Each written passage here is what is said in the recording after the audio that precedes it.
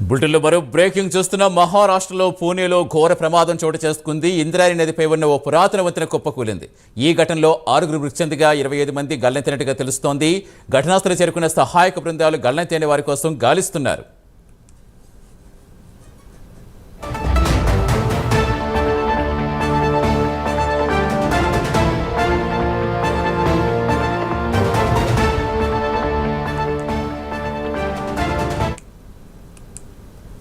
మహారాష్ట్రలో పూణేలో ఘోర ప్రమాదం చోటు చేసుకుంది. ఇంద్రాయణి నదిపై ఉన్న ఓ పురాతన వంతెన కుప్పకూలింది. ఈ ఘటనలో 6 మృతి చెందగా 25 మంది గల్లంతైనట్టుగా తెలుస్తోంది. ఘటనాస్థలి చేరుకున్న సహాయక బృందాలు గల్లంతైన వారి కోసం గాలిస్తున్నారు.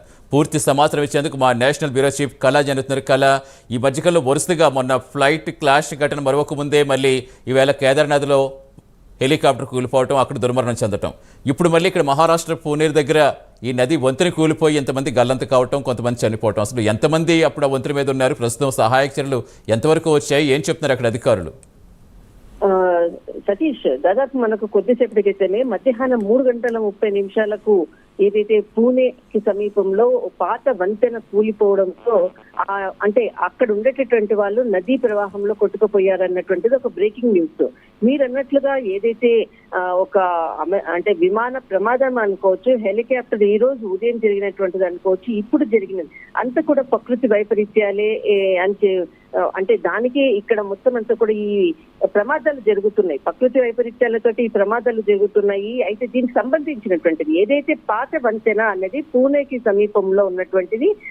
దాదాపు కొన్ని రోజుల నుంచి కూడా రాకపోకలు కూడా అటు ప్రభుత్వం కూడా ఆ వంతెనపై కూడా కొంత రాకపోకలంతటి కూడా నిలుపుదల చేసింది. అయితే వారాంతపు సెలవులు అంటే సాటర్డే సండే పర్యాటకులు కొంత అది చాలా హిస్టారికల్ గా ఉండేటటువంటి పూణేకి సమీపంలో ఉండేటటువంటి ప్లేస్ అది. ముఖ్యంగా ఏదైతే ఇక్కడ మనకు ప్రభుత్వము కూడా కొద్దిసేపటి క్రితమే కొంత సమాచారాన్ని కూడా ప్రకటించింది. అక్కడ ప్రభుత్వము గత కొన్ని రోజుల నుంచి కూడా పర్యాటకులు కానీ ఏదైతే వెహికల్స్ వెళ్లేందుకు కూడా అనుమతి నిరాకరించాము. కానీ పర్యాటకులు ఎవరైతే వారాంతపు సెలవులతోటి అక్కడికి చాలా మంది వెళ్తున్నారు, దానితోటి ఈ ప్రమాదం కూలింది అంటే ప్రమాదం జరిగింది అంటూ కూడా ప్రకటించారు. ఇక్కడ ఏదైతే వంతెన ఉందో ముఖ్యంగా ఇక్కడ మనకు దాదాపు ఒక 4 రోజుల నుంచి భారీ వర్షాలు కురుస్తున్నాయి ఇక్కడ ఈ పూణే ఈ పరిసర ప్రాంతాల్లో. అంటే చాలా మంది వెదర్ బాగుంది అని అంటాలకల్లా చాలా మంది ప్రాజెక్టులు కానీ చాలా పెద్ద పెద్ద నదీ ప్రవాహ ప్రాంతాలకు కానీ కుటుంబ సభ్యులతో వెళ్ళడానికి కూడా చాలా మంది ఇష్టపడుతూ ఉంటారు. సాటర్డే సండే అది కూడా కావడంతో ఈ రోజు జరిగినటువంటి ప్రమాదంలో ముఖ్యంగా ఇది పూణే తలెగావ్ ప్రాంతము ఇంద్రాయణి నదిపై జరిగినటువంటిది ఏదైతే ప్రమాదం ఉందో అక్కడ ఆ సమయంలో 100 మందికి పైగా కూడా పర్యాటకులు ఉన్నట్లు కూడా స్థానికులు కొంతమంది అందిస్తున్నటువంటి సమాచారం. ఈ నది ప్రవాహంలో దాదాపు అంటే జనరల్ గా ఇలా పర్యాటక ప్రదేశాల దగ్గర అధికారుల పర్యవేక్షణ ఉంటుంది. ఇలా మీరు అన్నట్టుగా వీకెండ్స్ లో ఎక్కువ మంది వస్తుంటే ఎంతమంది ఉండాలి, ఆ వంతెన దాని టైం వాళ్ళకి తెలుసు, టైం లిమిట్ తెలుస్తుంది, ఎంతమందిని ఆ వంతెన భరించగలదో కూడా తెలుస్తుంది. ఇలాంటి నేపథ్యంలో అలాంటి పర్యవేక్షణ లేదనుకోవాలి, అసలు ఏం జరిగింది అనుకోవాలి? ఖచ్చితంగా, ఎందుకనంటే ప్రభుత్వం ఆల్రెడీ అది కొంత పాతబడినటువంటి బ్రిడ్జ్ కాబట్టి అక్కడికి వెళ్ళడానికి కూడా నిరాకరించినటువంటి సందర్భం ఒకవైపు. కానీ కొన్ని సందర్భాల్లో ఎవరైతే ఇక్కడ ఉండేటటువంటి ప్రజలు అనుకోవచ్చు, స్థానికులు అనుకోవచ్చు, బయట నుంచి వచ్చేటటువంటి పర్యాటకులు అనుకోవచ్చు, అక్కడ ఉండేటటువంటి పోలీసులకు కూడా కన్నుగప్పి లోపలికి వెళ్ళేటటువంటి కొన్ని సిచ్యువేషన్స్ కూడా మనం చూస్తూనే ఉంటాం. కానీ ఈ రోజు జరిగినటువంటి ఏదైతే అది పాతబడినటువంటి ఇనుప రాడ్స్ ఉండేటటువంటి ఒకటి నదీ ప్రవాహానికి అడ్డంగా అంటే ఆ పైన మనకు వంతెనకి ఇనుప రాడ్లతో ఉన్నటువంటిది ప్లేస్. అయితే దానికి నిలబడి చాలా మంది సెల్ఫీలు తీసుకుంటూ ఉన్నటువంటి సిచ్యువేషన్. ఆ సిచ్యువేషన్ లో ఏదైతే రాడ్స్ చాలా పాతకాలం దాదాపు 30 నుంచి 40 సంవత్సరాల క్రిందం నాటి ఇనుప రాడ్స్ అవి తెగి నీటిలో ఏదైతే పడిపోవడంతో అక్కడ పైన నిలబడినటువంటి వంతెనపై నిలబడినటువంటి వాళ్ళు దానికి ఆనుకొని ఉన్నారు ఆ సిచ్యువేషన్ లో. అప్పుడు అది పడిపోవడంతో వీళ్ళందరూ కూడా నదీ ప్రవాహంలోకి పడిపోయారు. దాదాపు 25 నుంచి 30 పైగా కూడా నదిలో కొట్టుకుపోయినటువంటి పరిస్థితి కొంత ఇంకా ఎక్కువ తక్కువనే ఉండవచ్చు.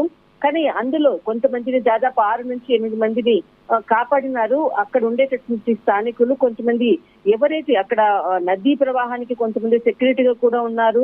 కానీ ఇక్కడ ఏదైతే ఇప్పుడు అందుతున్నటువంటి సమాచారం ప్రకారంగా దాదాపు 30 నుంచి 35 పైగా కూడా నదిలో కొట్టుకుపోయినటువంటి వాళ్ళు ఉన్నారు అంటూ కూడా స్థానికులు ఒకవైపు చెప్తున్నారు.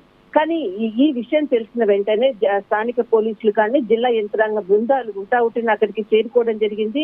ఒకవైపు భారీ వర్షాలు కురుస్తున్నాయి, మరొక వైపు దగ్గరలోనే ఆర్మీకి సంబంధించినటువంటి ఫోర్స్ బలగాలు కూడా ఉండడంతో చాలా మంది వెంటనే చేరుకోవడం జరిగింది. అక్కడ ఎన్డీఆర్ఎఫ్ బృందాలు చేరుకున్నారు. దాదాపు 15 అంబులెన్స్లు కూడా అక్కడికి చేరుకున్నాయి.